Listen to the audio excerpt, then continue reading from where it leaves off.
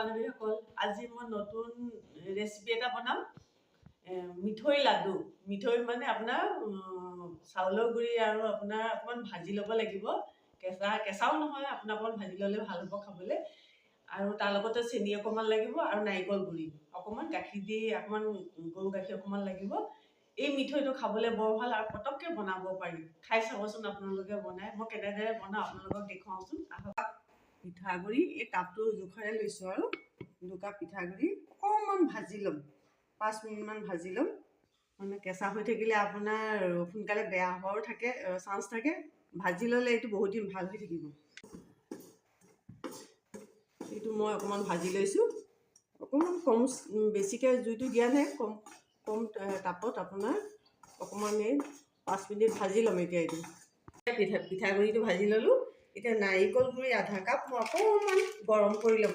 মই মানে গৰু ঘিউ অকণমান দি অকণমান ভাজি ল'ম, তেতিয়া মানে বস্তুটো কেইদিনলৈকে ভাল হৈ থাকিব। এয়া নাৰিকল গুড়ি মই অলপ ভাজি ল'লোঁ, গৰু ঘিউ অকণমান দি। নাৰিকল গুড়িটো ভাজি ল'লে বৰ ধুনীয়া গোন্ধ এটা ওলায়। এতিয়া মই ইয়াতে মিক্স কৰি দিছোঁ এইটো। তাৰ লগতে মই চেনি আধা কাপ লৈছোঁ। এই 2 কাপ মই পিঠাগুড়ি লৈছিলোঁ, সেইকাৰণে আধা কাপ মই চেনি লৈছোঁ।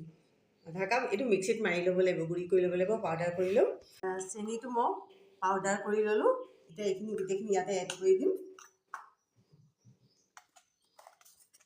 চেনিটো আপোনাৰ পাউডাৰটো এড কৰিলোঁ নহয়। এতিয়া আপোনাৰ ইয়াত মই গৰু ঘিউ 2 চামুচমান দি দিম। গৰু ঘিউটো দিলে খাবলৈ বৰ সোৱাদ হয় আৰু বৰ ধুনীয়া গোন্ধ ওলায়। ইয়াৰ পিছত মই ইলাচি এটা খুন্দি লৈছিলোঁ, ইলাচিটো অকণমান চেপি দি দিম ইয়াতে।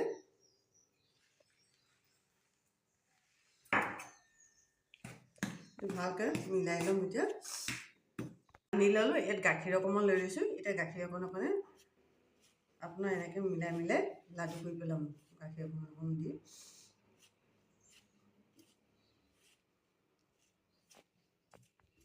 গাখীৰ অকণমান সানি ল'লোঁ।